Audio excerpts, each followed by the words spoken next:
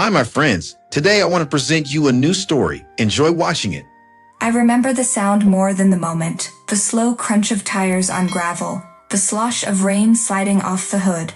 Then silence, the kind that fills your ears like pressure before a storm. I sat in my wheelchair on the side of an empty country road, wrapped in a thin coat that wasn't mine, legs useless, heart hammering. The car door slammed shut behind me. "Mom," I whispered, blinking through the rain. She didn't look at me. She stood in the headlights, her silhouette sharp against the glare. My father stepped around her and dropped a small backpack onto my lap.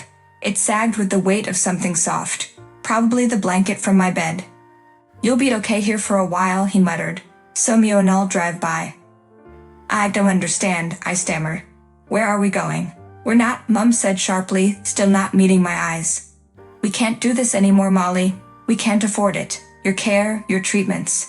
It's been draining us." Draining.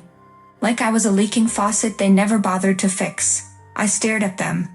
My hands shook against the cold metal of my chair's arms. "You're leaving me?" Her voice cracked then, just slightly. "We thought this was kinder. We didn't want you to suffer anymore, dragging on like this. We've tried." "Tried? You're not even calling an ambulance," I whispered.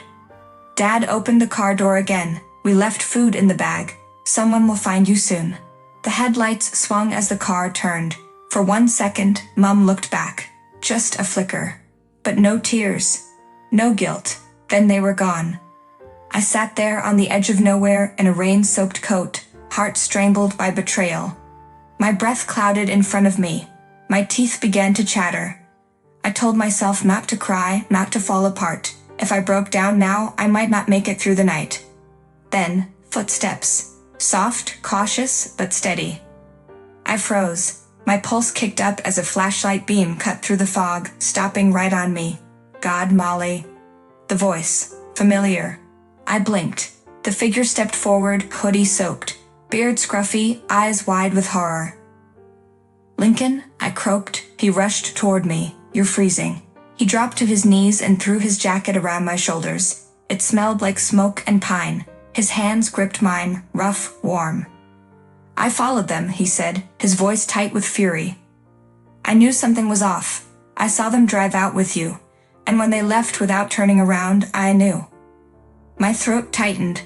"I thought you were gone. 4 years, you left." "I didn't leave you," he whispered. "I left them." I swallowed hard, gripping his wrist. "I think they wanted me to die." "I think so too," he said bitterly. "But they didn't count on me coming back." He lifted me gently from the chair, like I weighed nothing. I leaned against his chest, weak and soaked, but suddenly, not alone. The wheels crunched over pine needles as Lincoln pushed me up the narrow trail. The storm had passed, but the damp clung to everything. My clothes, my skin, my thoughts. We said little on the drive. I was still numb, and Lincoln was clenched in silence, knuckles white on the steering wheel. The cabin sat like a secret in the woods, wrapped in creeping ivy and silence. One window glowed faintly with golden light. "You live here?" I asked hoarsely as he lifted me from the van. "For now," he said. "Off-grid. No visitors. No trouble." Inside, the air smelled of cedarwood and smoke. A fire flickered in the stone hearth. Blankets lay folded on a worn leather sofa. My chair scraped over the wooden floor as Lincoln gently lowered me into it. "I'll warm some soup," he said. I couldn't stop staring at him, older, harder, eyes shadowed with a life I'd never known. "Why did you leave?" I asked finally. He stirred the pot on the stove without turning. "Dad and I fought the night I walked out. He told me I was a mistake. I punched a hole through the kitchen wall and never went back." He turned, ladle in hand. "But I couldn't stop thinking about you." My eyes burned. "They told me you were dead." His jaw tightened. "Not dead, just forgotten." The soup tasted like memory. Chicken, carrots, thyme. As I ate, warmth returned to my limbs, and with it, pain. Not physical, emotional. Every word from that roadside still echoed in my head. "They left me," I said. "Like I was garbage." Lincoln knelt beside me. "No," he said firmly. "They left because they're cowards. But I was watching. I have proof. Dashcam, ATM logs. I followed their every move." I stared at him. Why? He took a breath. Because I knew one day they'd try something, and I wasn't going to let them win. There was a pause. Then softer he added, I couldn't protect you when we were kids, but I will now. I nodded, heart thudding. For the first time in years, I felt something sharp cut through the haze. Hope. 3 weeks passed in a blur of pine-scented air and quiet determination. My arms ached from the daily stretches Janet guided me through, but I welcomed the pain. It meant I was still here.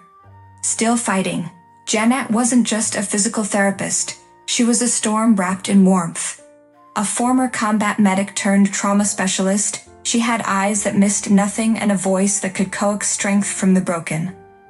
Lincoln had found her through a veteran friend, and from the moment she entered the cabin, she moved like someone who knew pain, how to carry it, and how to teach others to let it go. In her quiet, firm way, Janet pushed me. Again, Molly. Just one more step. Don't give your past the last word. Janet arrived one morning with a folder in her hand.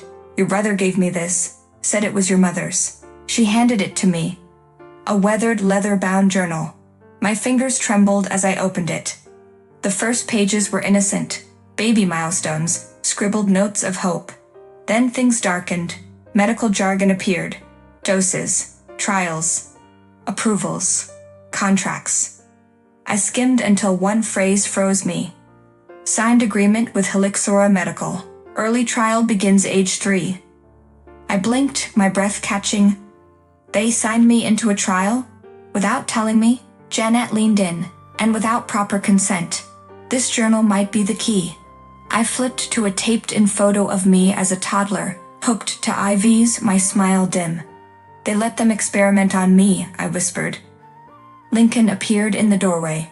We've got records, signatures, financial deposits from Helixora to Dad's account, right after each phase. I looked up at him, horror and fury blooming.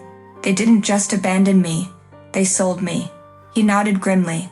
But now we expose it. All of it. I clutched the journal to my chest. My parents hadn't just failed me, they'd fed me to wolves in lab coats.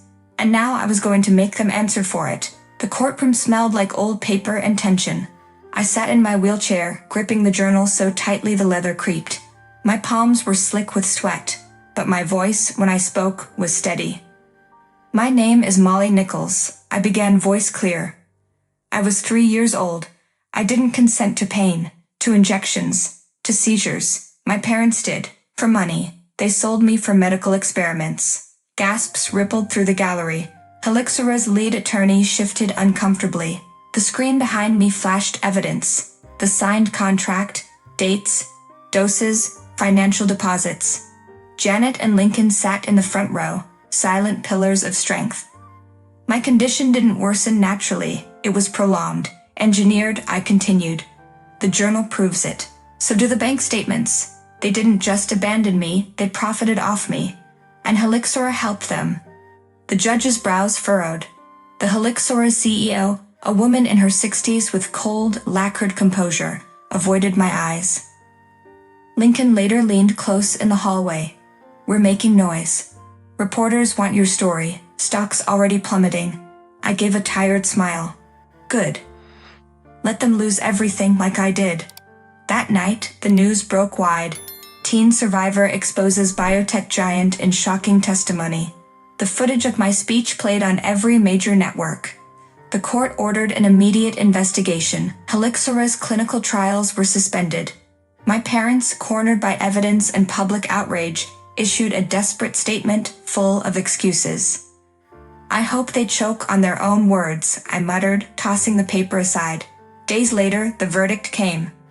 Helixora Medical CEO and 2 senior researchers were found guilty of unethical human experimentation, falsification of consent records, and conspiracy to commit fraud.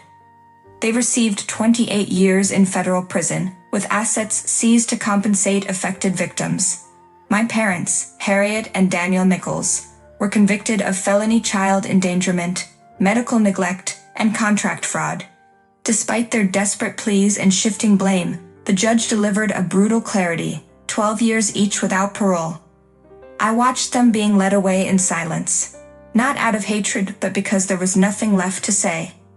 Outside the courthouse, a sea of reporters and supporters waited. I looked into the flashing lights and didn't flinch. "We're not broken," I said into the microphones. "We were just unheard, until now." The wind whispered through the pines, brushing against the cabin like a memory. I sat wrapped in a quilt on the wooden porch, the night sky stretching wide above me, ink black and scattered with stars. Lincoln handed me a mug of chamomile tea and settled beside me, silent for a moment. "There's something for you," he said softly, slipping a worn envelope into my lap. The handwriting stopped my breath. "Mom." It was a letter from Mom in prison. I opened it slowly. Her words were clumsy, written in uneven lines. "Molly, I can't undo what I did. But I want you to know, I see you now. I see your strength.